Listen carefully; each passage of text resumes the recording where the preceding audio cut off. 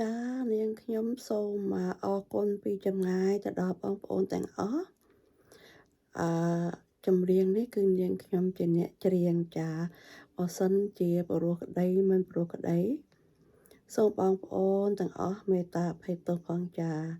អរគុណខ្ញុំនឹងជួបបងប្អូនតាមរយៈវីដេអូផ្សេងទៀតចាជម្រាបលាបងប្អូនសុខសប្បាយទាំងអស់គ្នាចា